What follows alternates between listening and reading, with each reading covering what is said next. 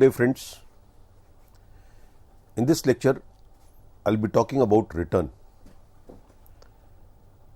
In my previous lecture on return, I have talked about how we calculate return, how we calculate average return if an investor holds an asset over a period of time, say 5 years, 10 years, 15 years, 20 years.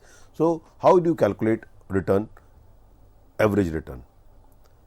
And there are two parts of return.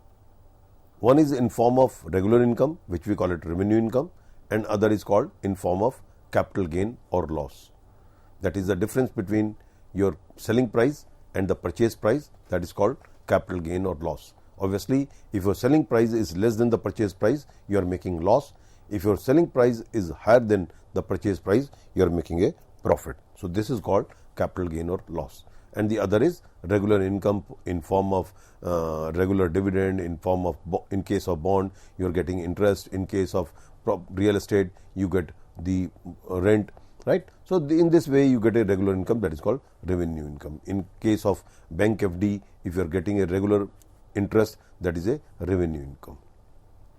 So, in any of the asset class, it is not necessary that both these returns you will be getting.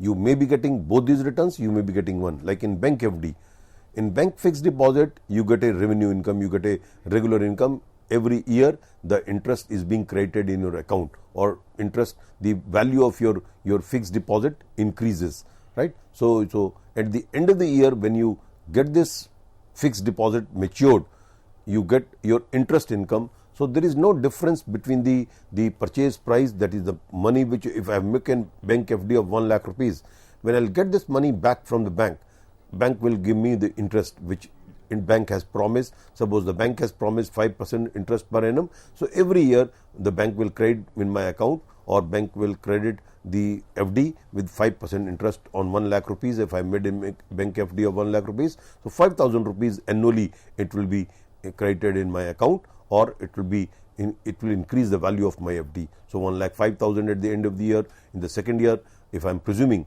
that the interest is being accumulated on a yearly basis, and then interest income is not a plain interest, interest on interest is being given, the compound interest, and that is being interest is compounded on a yearly basis. So, after 1 year the interest will be calculated at not rupees 1 lakh, 1 lakh 5,000. So, I am presuming it is a compounded interest, right. So, in this way I will get after the end of the year, if I hold this bank fixed deposit for 5 years. So, 5 years the interest will be calculated, and at the end of the 5 year my maturity value will consist of my principal amount plus my interest amount, right.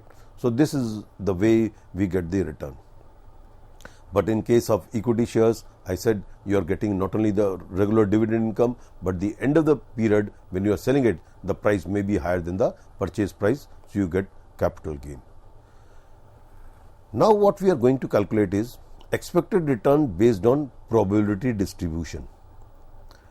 That you are expecting that a particular investment will give you a particular return, but that return which you will be getting, there is a probability assigned to it. Say for example, if I invest in a share, I am presuming that what is the likelihood that the company will do very good in the sense the profits of the company will go up, there will be market will be booming, and the share price will go up. There is a, I would say, booming scenario, right. The company is going up, economic growth is taking place at a very fast rate, industry is growing, so is the company is growing, and obviously I am presuming that if this scenario persists, then I will get a higher dividend. The other scenario can be there is a normal condition, right. Economy is growing at a normal rate, the company is growing at a normal rate. So, in that case I am expecting that I will not get very high dividend, I will get routine normal dividend, and the share price will not go up at a very fast rate, share price will go up slowly, right. So, that is a normal condition. There may be a condition that as I am presuming the things will not go in the same way, right. The company may not able to perform well, the industry may not able to perform well, the economy may not able to perform well. So, in that scenario I am expecting that my share price will not go up, right, or it will, if it will increase, it will increase at a very slow rate, and I will also getting a very low rate of dividend, right. So these are the three different scenarios. All three possibilities are there because there is an uncertainty assigned in every investment. There is an uncertainty in every investment. There is a risk in every investment, right? So for all these different three possibilities, there are three different types of probabilities I'll assign with this investment. And so is the case of my return, that if X is the condition, booming condition, what will be my share price at the end of the year? What will be my dividend? Right? I'll assign probability plus my income, that is revenue, income and share price. Right? If Y is the probability, normal condition, what is the probability of normal condition and what is the return I will be getting? Right? So in this way, for all these three different scenarios, I'll assign probabilities and I'll expect that this scenario will give me this much return.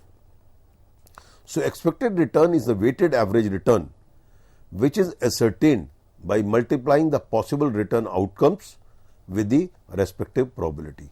That I'll multiply the probability of that event multiplied by the expected return if that event happens, right? So this is the way you calculate the expected return. So expected return, we call it R bar, right? The symbol is R bar, is equal to summation of P1 R1, and I is the period first up to the nth period.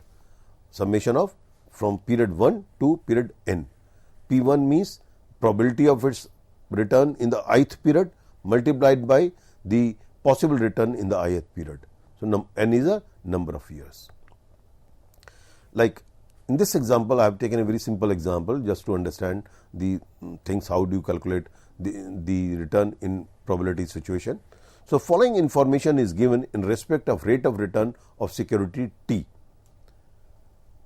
There are three different scenarios. I am presuming the market condition will be bad, the market condition is average, and market condition is good, right? So if the market condition is bad, the probability of market condition is 0.4. If the market condition is average, the probability is 0.5, and if the market condition is 0.1, right? So what is the probability of good condition? Only 10%. What is the probability of the average condition? 50%. What is the probability of the bad condition? 40%. And the return in this different scenario is being given. That is, if there is a bad condition, this much is the return. If there is an average condition, this will be the return, right? It should be vice versa, not 10%, 9%, it should be 9%, 10%. Anyway, let me stick to this example. So if there is a bad condition, the rate of return is this much, average condition, rate of return is this much, good condition, rate of return is this much. So what is the average return? What is the expected return if this is the scenario, right? So what we have done is simply, we have used the formula expected return R bar is equal to summation of P1 R1. Return in the first period, ith period, multiplied by the probability in the ith period. So 0.4 multiplied by 10%, 0.5 multiplied by 9%, 0.1 multiplied by 20%. So this is called P1 R1. 4, 4.5, 2, and you make summation of it, that comes to be 10.5%, right? So this is the way you calculate expected return under the probability condition, right? So what you are seeing here is we are using weighted average method. So by using weighted average method, you have calculated the expected return. Almost similar example is like this. I'll quickly brush up at this example. It is just based on the innocence. It's similar to previous example. I have, instead of 3, I have taken here 4 conditions: good condition, average condition, bad condition, poor condition. And the probability of all these 4 different conditions means the good condition, the market will be 10%. Probability of having average condition is 40%. Probability of the bad condition is 30%. Probability of the poor condition is 20%. And return expectation is 20%, 16%, 10% and 3% in all these different scenarios. So how do you calculate the return? Same previous method, that is the probability multiplied by a return, right? So P1 R1, right? So 0.1 multiplied by 20%, 0.4 into 16%, 0.3 into 10%, 0.2 into 3, that is 3%. So P1 R1, so 2, 6.4, 3.6. What I have done is I have simply multiplied the probability and the return P1 R1, right, and mix the summation of it. So that is my expected return. So, expected return in our example is 12%. Now, apart from this expected return based on probability, there is a holding period return. Holding period return means if you hold an asset for a particular period of time, if you say for example, if you are holding that asset for 10 years, you purchase a house, right, and you hold it for 10 years, you are selling it after 10 years, what is the holding period return you want to calculate on it, right? So, what you have done is you have not kept this house vacant for 10 years. This real estate, real property which you have purchased, you have let it out, you have given it on rent. So, every month it will give you a return, it will give you a rental income. Every year it will give you a rental income. And after 10 years, when you are disposing of this asset, this house which you have purchased, right, for making capital gain, purpose of capital gain and revenue income, right. So, there is a difference in the price. I am presuming you are selling at a higher price than your purchase price. So, what you want to calculate is that if you have hold this asset which you have purchased for 1 crore rupees and you have received a rental income of say 5 lakh rupees per annum, what is your holding period return? 5 lakh rupees, I am presuming, to keep the thing simple, I am presuming that you are receiving a regular dividend, the same amount of dividend, right. So, 10 years you have received dividend. At the end of the period 10, you are disposing of this house which you have purchased at 1 crore rupees, 1 crore 50 lakh rupees. So, 50 lakh rupees you have got capital gain, plus every year you have got a regular income. So, what is the holding return? This you want to calculate. Same we calculate in terms of equity share. So, total return earned during the holding period of investment is called holding period return.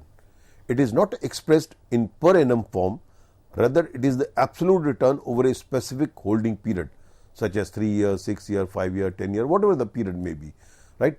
So, you are not calculating the average return which you are receiving on an average. If you are holding that asset for 10 years and on an average how much return you have got on a per year basis. What is the return? If you hold the asset for X number of years, say 5 years, 3 years, 6 years, what is the return which you are getting in holding this asset for 6 years or 3 years? This is called holding period, absolute return, total return. So, holding period return is equal to T1 plus Pn minus P0, right. So, T1 is the total income received during the holding period. As I took, when I took the example of a house, I said total income in form of rental income. I presume that 5 lakh rupees you are getting regular dividend, regular rental income for 10 years. So, T1 is equal to 50 lakh rupees, right. So, Pn means sale price at the end of the holding period. I am presuming that the house which you have purchased for 1 crore rupees, you are selling it of 1.5 crore rupees. So, 50 lakh rupees is your Pn minus P0. P0 is the purchase price, Pn means sale price at the end of the year.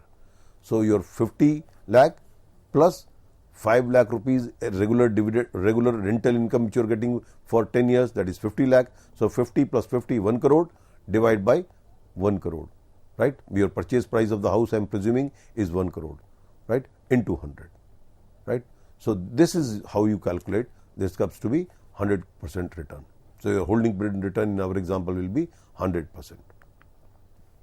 So, I have taken an example.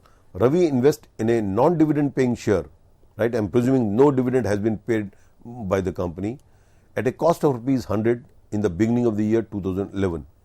At the end of the 2020, he sells the share at a price of rupees 140. Calculate the holding period return. So, here is a very simplest type of example, simple, no regular income, 40 rupees is the difference between your purchase price and the selling price. Your simple example, 40%, 40 rupees divided by 100 into 100, that comes to be 40%. Because there is no dividend income which the share has given in the 10-year period. So, there is only the one income that is called capital gain. It is called. So, because as you are noticing, you are not calculating per year return, that the investment which you are holding for n number of years, 10 years in our example, is giving you 40% absolute return, total return for 10 years, not each year. For holding the investment for 10 years, your total return is 40%. That is called holding period return. Similarly, you can also calculate return on a portfolio. What is portfolio, friends? Portfolio is the bouquet of investments. Normally an investor does not invest in one equity share. You buy number of equity shares. Why do you buy number of equity shares? Because you want to diversify your risk. If you buy only one share, suppose you buy in bulk only one equity share. If that company doesn't perform well, if the share price doesn't perform well, in that case, your portfolio will not give you good return because the company is not able to do well, right? So neither it will give dividend nor the purchase, not the price will go up in the stock market. So what you do, in order to diversify your risk, you buy number of equities. Say you buy 10 different shares, right? So some will give you the lower amount of dividend, some will give you a higher amount of dividend, right? And also that you don't invest equal amount in all these 10 shares. You may be investing, you may or you may not be, right? So you may be investing different amount of investment in these different shares. Supposing your portfolio consists of total 1 crore rupees, right? And 1 crore rupees you have divided in 10 different shares, 10 different equities shares, right? In 10 different companies. It is not necessary that in each of the company you have invested 10 lakh rupees. In some company you might have invested 5 lakh rupees. In some company where your conviction level is very high, you may have invested 25 lakh rupees. In some company you might have invested 2 lakh rupees. So it's your call. The point I'm deriving is that you are making investment of different amount in different shares.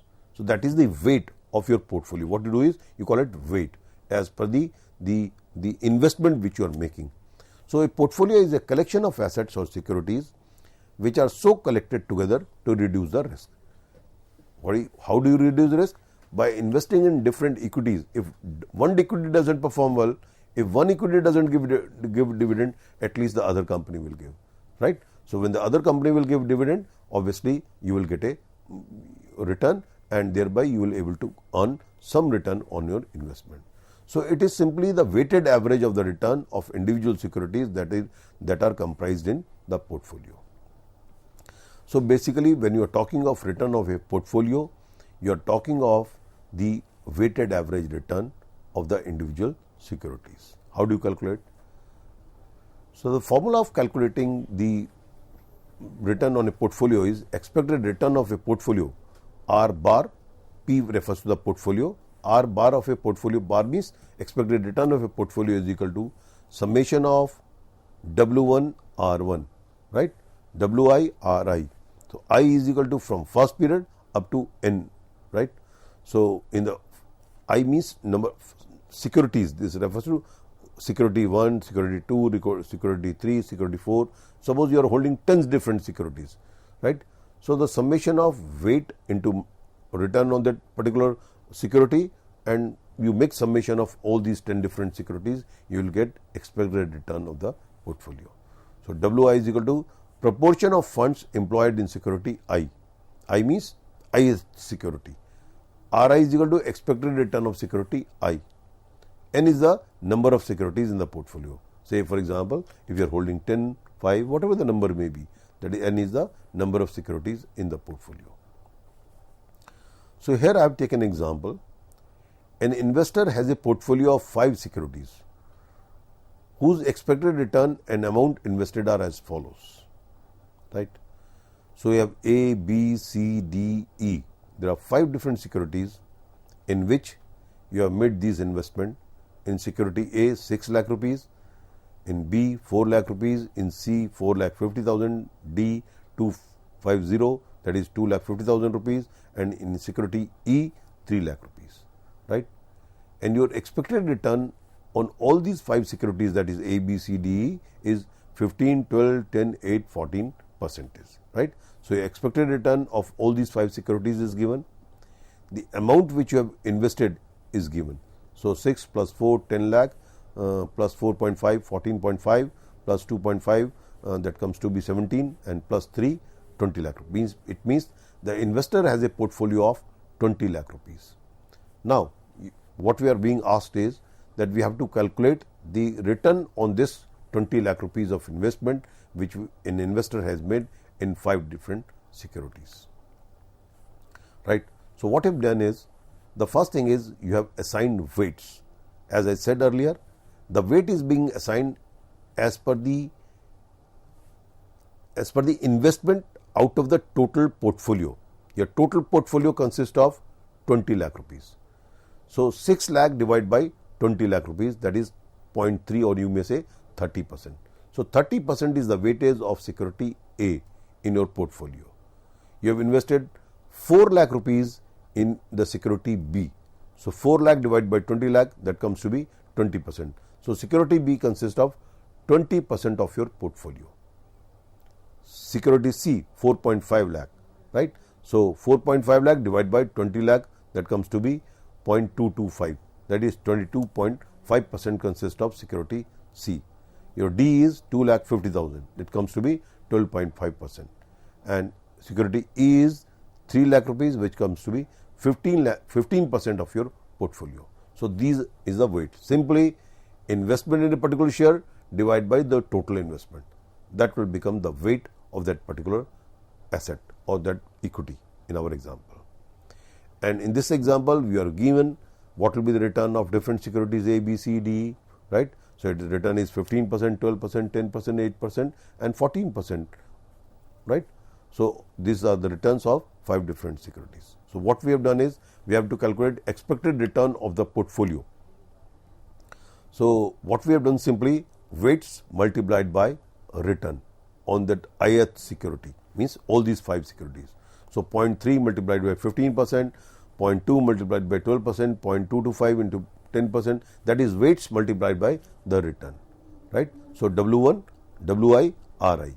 So, 4.5, 2.4, 2.25, 1, 2.1, and you make summation of it, that gives you expected return of the portfolio, that is 12.25%, right.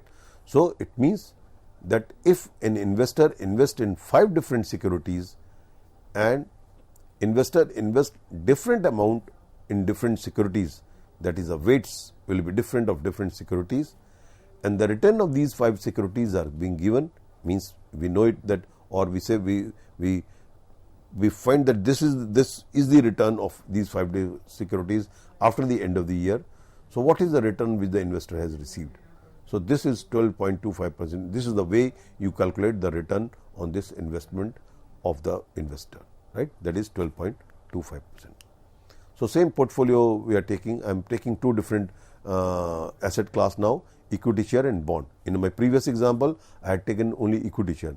Now, I am saying that there are 2 types of securities, that is, one is equity, other is called bond. Both of these are financial assets, right, financial securities. One is equity, other is bond, or in India we normally known as debentures. So, there are 3 different conditions. There will be recession in the market, there will be normal condition, there will be a booming condition. So, probability of recession is 0.2%, probability of normal condition is 50%, probability of booming condition is 0.3.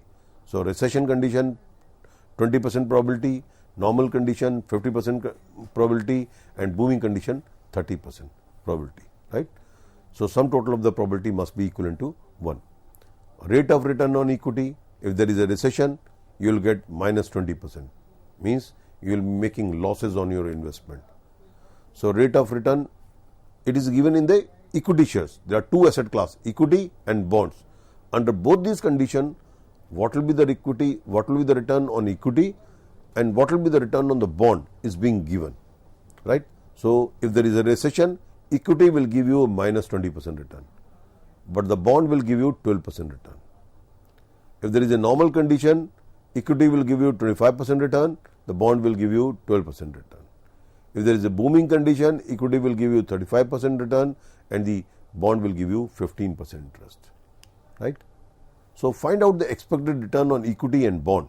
Suppose Mr. Rajiv has rupees 10,000 rupees to invest. He invests 7,000 in equity shares and the balance in the bond. What will be the expected return on his portfolio, right. So, what we have taken is, first I have calculated the return on equity shares. So, expected return on equity share is summation of P1 R1 from period first up to period n, right, or probability of, these are 3 different conditions. The recession condition, normal condition, booming condition. So PI, RI, different probabilities and different return which you are expecting. So expected return of the portfolio is equal to 0.2 multiplied by 20%, minus 20%, that gives you that gives you minus 4. 0.5 multiplied by 25%, that gives you 12.5, and 0.3, which is the probability of having boom in the 30% probability of having boom condition in the market. So in the booming condition, you are expecting that will be 30% return on the equity share. So 0.3 multiplied by 35%, that gives you 10.5%, right, or 10.5. So summation of these three, minus 4 plus 12.5 plus 10.5, that give you expected return on equity, that is 19%, right. So expected return on equity is 19%. Similarly, we will calculate expected return on bond. So in these three conditions, and the probability of these three conditions is given: recession, the probability is 20%, normal condition is 50%, boom 30%, right. So rate of return on the bond is also given. So like in the equity shares, what we have done is we have multiplied by P1 R1, that is probability multiplied by return of the ith condition, means three different conditions. So 0.2 multiplied by 10%, 0.5 multiplied by 12%, 0.3 multiplied by 15%. That gives you 2, 6 and 4.1, right, P1 R1. You make summation of it, expected return on equity is 12.5%. So what we have got so far is, we have got expected return on the bond, right, on the equity shares 19%, expected return on the bond is 12.5%. And what the investor has done, investor has invested out of the investment of 10,000 rupees, 7,000 rupees on equity shares and 3,000 rupees on bond, right. So what we have done is, again I have assigned weight of the portfolio. The portfolio of equity share consists of 70%, portfolio of the bond consists of 30%, right. So the weightage is 70% to equity shares, because 7,000 rupees out of 10,000 is equal to 0.7, 3,000 divided by 10,000 comes to be 0.3, right. So weights is 0.7, that is 70% to equity share and 30% to bond. Expected return of equity and bond we have already calculated, that is 19% and 12.5%, right.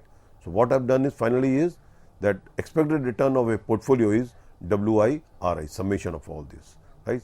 So 0.7 multiplied by 19%, that comes to be 13.3%. Bonds 0.3, that is the weight is 30%, multiplied by 12.5%, that comes to be 3.75%. So 13.3 plus 3.75, that comes to be 17.05. So in this way, you have calculated the expected return of the portfolio that consists of equity shares and bonds, right. And the rate of return on equity share in all these three conditions is given. The rate of equity bond in these three conditions is given.